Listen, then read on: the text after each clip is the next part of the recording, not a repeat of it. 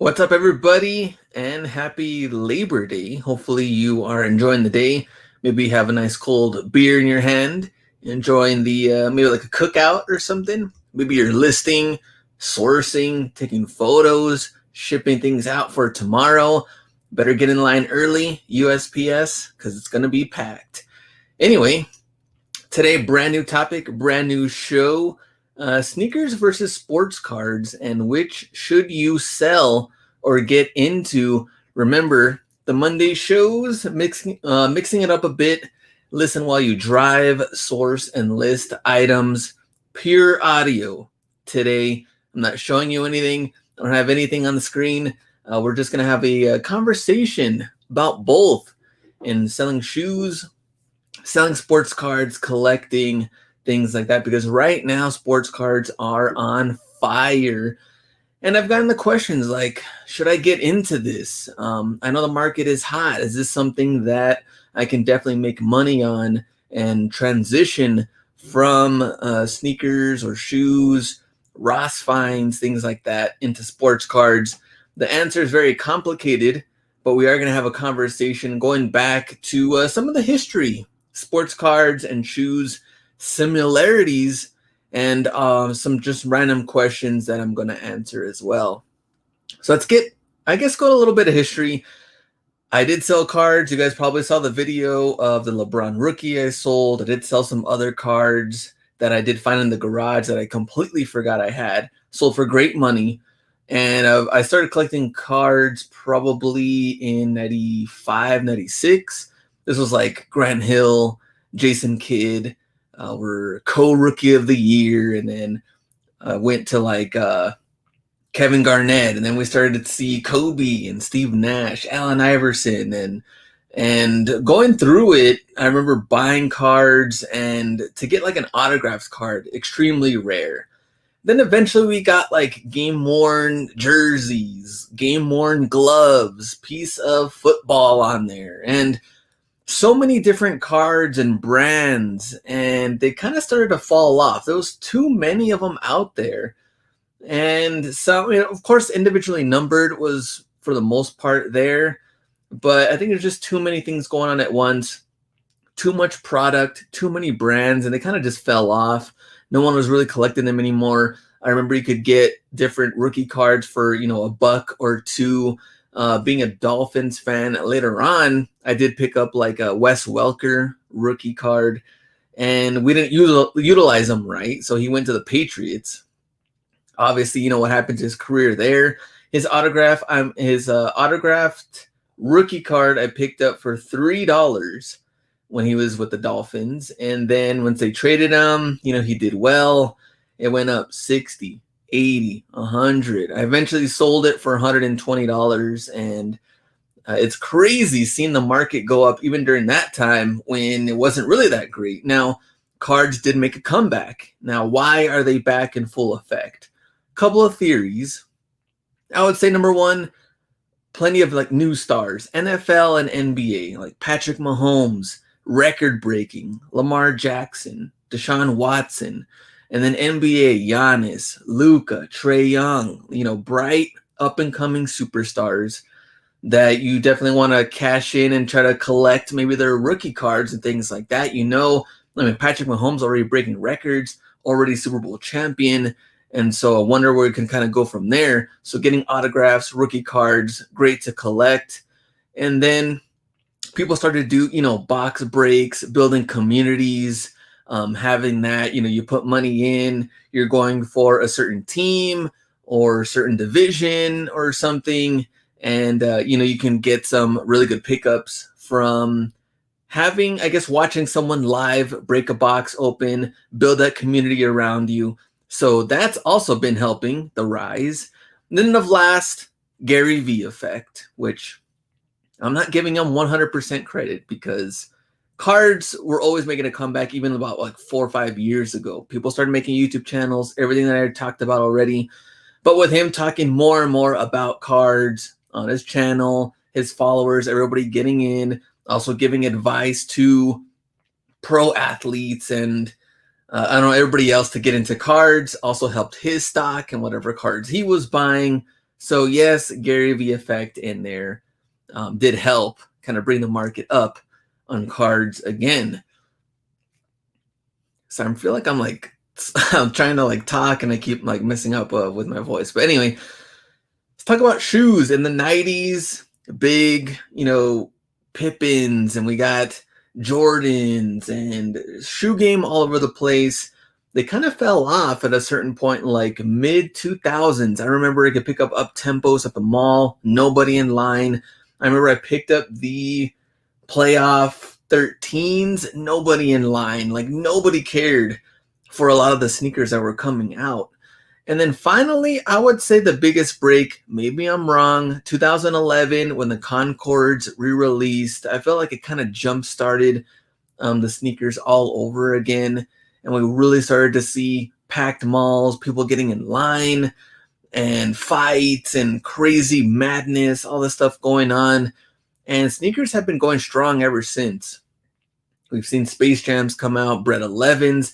Pretty much all the 11s have been coming out since then. And of course, we get influencers and rappers, basketball players, musicians, everybody with their matching Jordan 1s and matching fits and everything like that. So those will always be around. And lately, especially this year, we've seen super high priced shoes, Chunky Dunkies and Dior Jordan 1s and the madness that comes with those. So I think both of them are going strong right now, cards and sneakers, but we don't know when is the bubble going to burst. And that's the thing that you want to go, all in. You're putting more money into these things. Is there going to be a time, or maybe people don't really care about Jordans anymore for a little bit? We've seen it happen before. Same thing with cards.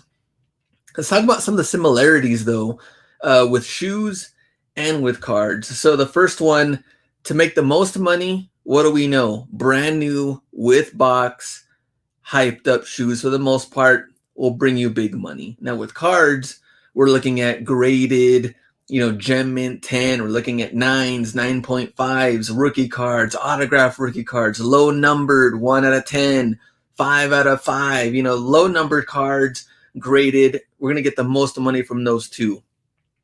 Another similarity, fakes. I don't know if maybe you're just jumping into cards, but yes, there are reprints on autographs and other rookie cards. Maybe I think there's some LeBron rookie card reprints out there that they've been doing. Obviously, on shoes, fake Jordans. So you have to know the difference between both of those if you plan on getting into collecting sneakers or cards. Marketplaces, I would say similarity. eBay, Stockx, getting into both sneakers and cards. Mercari, people have been picking up cards on Mercari for low prices and then flipping them on eBay months later down the road if the card bumps up in price. Communities, building a community on, let's say, reselling, maybe sneakerheads, collection only, box breaks for cards, card collectors, maybe card resellers, discords, things like that. So the communities, I do believe, are going strong. So that's been helping out a lot. What about pricing? Let's say if you're buying individual cards, like I talked about earlier on Mercari, you're spending $60, $100, $200. Let's say on like a single Luka rookie card, and then down the road you plan on flipping it. Same thing for shoes. You go to the outlets, you go to Ross, you go to Marshalls, you're spending $60. Maybe you're spending more money at the outlets, maybe somewhere else, and then you plan on flipping it later on. Another similarity, collectors. We do have collectors in sneakers. We have the collectors in cards, and none of it, or some of those are not in it for the money. They purely want to grow their collection. And those are really the people that are probably going to spend the most money on both sides. Condition. Now, this is kind of interesting because sneakers, you can sell them new, used, pre-owned, with or without box. But condition on cards, if they're not graded too, I mean, you don't want to have messed up corners, messed up edges, bad prints. I've seen some cards that have like weird lines in between. They got printed or misprinted on there. You want, the best condition possible when it comes to cards. And that does get a little tough sometimes if you're buying packs or boxes, you open them up and you can see some of them are bad condition. So that could also be a little discouraging. What about similarity in the thrill of earning a certain item? Now, let me explain this. Sneakers app. Let's say you hit on Chunky Dunkies. Would you or do you want to resell them, or would you keep them? Because technically you kind of earned it. You woke up at a certain time, you were pumped, you were ready, you won the shoes, you paid the shoes, they came in. You didn't run bots, you didn't do anything crazy. Maybe even maybe Jordan 1, Travis Scott, you stayed in line the entire time. You're hyped for the release. You checked foot action and all that, and you got in line, you got them. You earned it. Would that be a little bit tougher for you to sell because of the story behind it? Now, with cards, I kind of had that problem. It's like I still have, what did I get? I got a Ray Allen when he was with the Bucks, 4-color patch, low numbered. I think it's numbered to the 25 or something. And I couldn't sell it. And I still have it to this day. Because I remember I got it in a pack at my local store where they had, you can rent, video games and things like that. So they also have card collecting there. I got it in a pack, and I was like, man, this is awesome. I can't sell this. Like I don't know, I have a backstory to it. So it's kind of interesting on both sides on those. And last, here's the good and bad. Number one, people don't need cards. Nobody needs sports cards. And then for shoes, people do need shoes. They do need something to walk in, to run in. Athletes, non-athletes, you need somewhere, when you go into Walmart, you need shoes to walk in. But nobody needs Jordans. Nobody needs Dunks. Nobody needs LeBrons or Kobe's. That's just extra. You can buy shoes at Walmart if you wanted to. They're not name brand or hyped. So those are some of the things, similarities, maybe some things that are a little bit different on both sides. But can you make that transition to jump into cards? I would say yes, but you still need a lot to learn. So here's some of the questions that I've been getting. I want to answer those into this discussion. Number one, should I jump into sports cards? My question back to that is, what are you currently doing? Are you working full time? And if you are, and I would say yes, because you have some extra money to work with, you're working full time. This could be kind of like an extra side hustle, maybe a side hobby if you plan on collecting and selling. So I think that's perfect to kind of get into. If you're reselling full time, let's say sneakers, like I'm doing, like Hustlebee's doing, and you have like a whole system in place. You've been doing well. You're continuing to do well on sneakers. I would say no, because I think if you have a hookup at stores, and we know some of the people that have hookups at Burlington, Ross, they get complete with box, things like that. If you have a hookup, you have a system in place, you have your numbers, you're running good on your business, your sneaker business, why would you jump into something else and not give your current business 100% effort? Because what happens is, your current business is probably going to struggle a bit because now your focus is on something else and you're not giving it 100%. So I would say if you have a system in place, don't do it. If you're reselling part-time and you do have a full-time job, I would say yes at that point, because you're kind of just mixing in on different things. You're learning the process, and you can add on another one to learn how to resell. Another example would be if you're reselling full-time, but you have different markets somewhat working for you. I think you can jump into it and kind of learn it and see if that's something for you.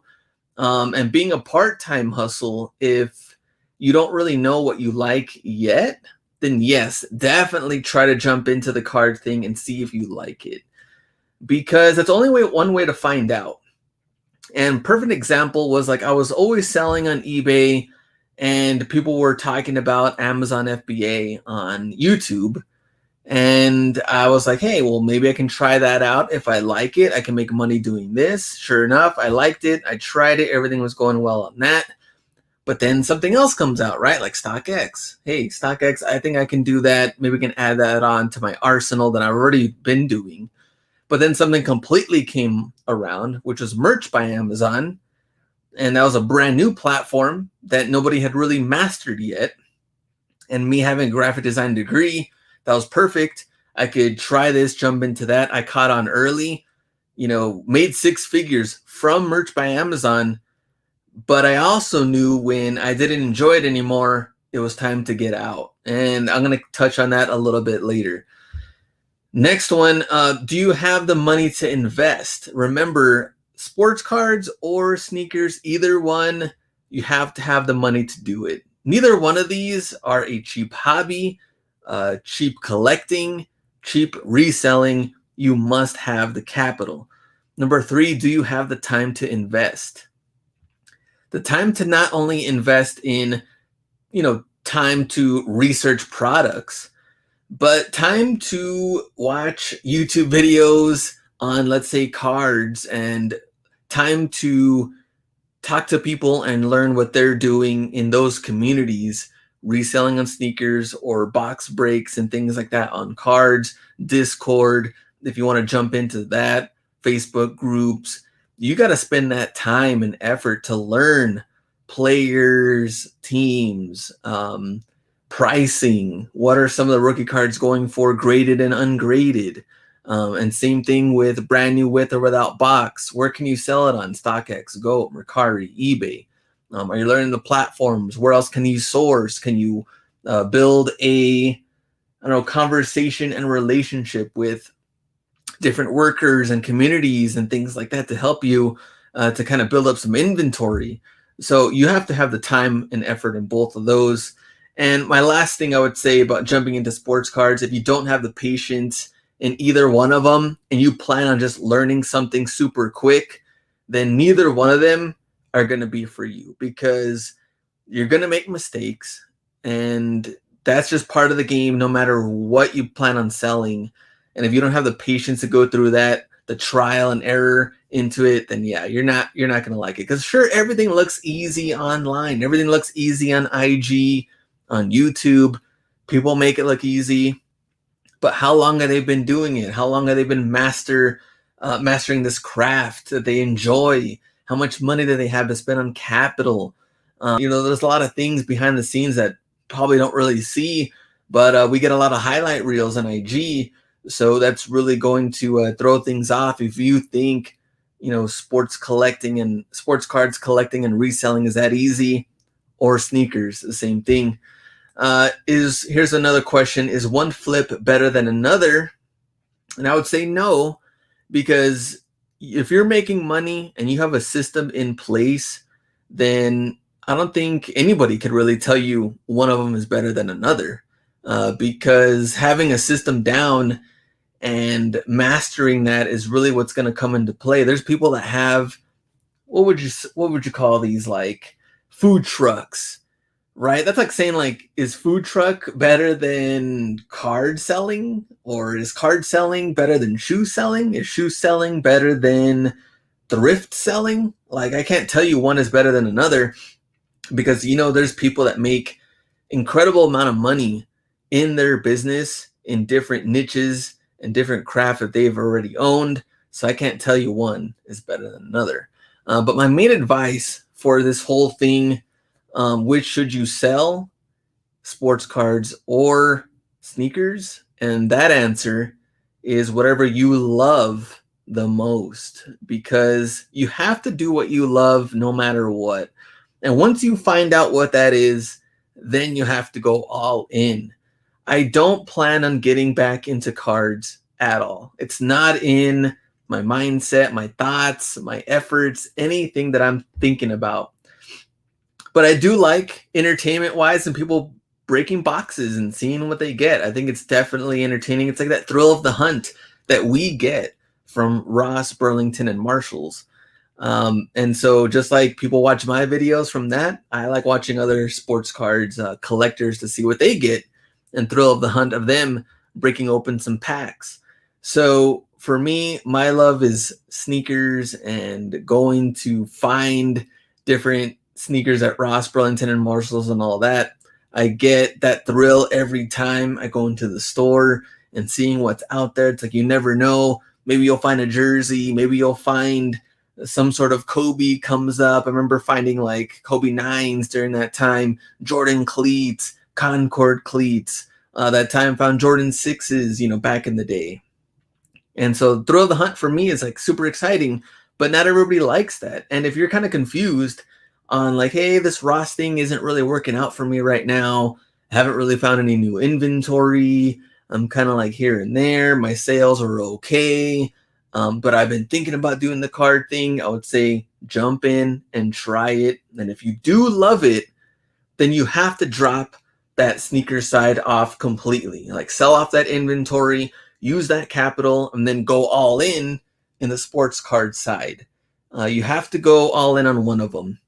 And I really didn't realize this because I was so used to doing different things here and there. Like I had the YouTube channel, I did merch by Amazon, I was still selling sneakers on eBay from Ross finds and all of that. And since I loved all three of them, I couldn't let one go. But one that ended up happening was I was giving it, 33.3% on each of them instead of putting 100% on one of them, which is what I'm doing now.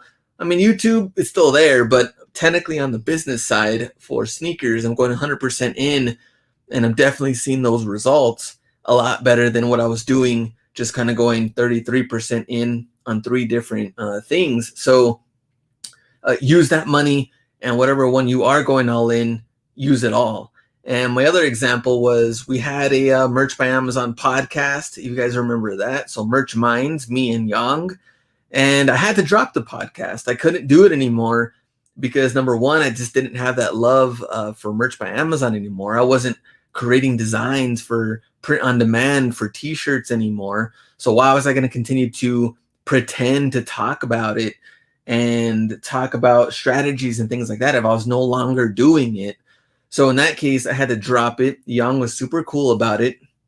But I remember during the podcast, Etsy also had like a print on demand, and there was another print on demand that came up, and Yang was like, why aren't you getting into Etsy and doing this print on demand? Why aren't you getting into this one? And I'm like, why would I add, 2 or 3 more platforms when I'm not giving it 100% on one, and I really need to do 100% on that one to see the results. The thing is too, though, it's also good to have some sort of backup plan if something does not work. Let's say the card bubble does burst, but you did semi-master the Ross Fine stuff. You were making decent money, but you decided to go all in on something else. At least you do know that you can, lean back on that because you knew what it took to make money. And if something did happen, you're not just lost into oblivion and trying to figure out what to do next. So if you're already in that space of should you try different platforms, do it.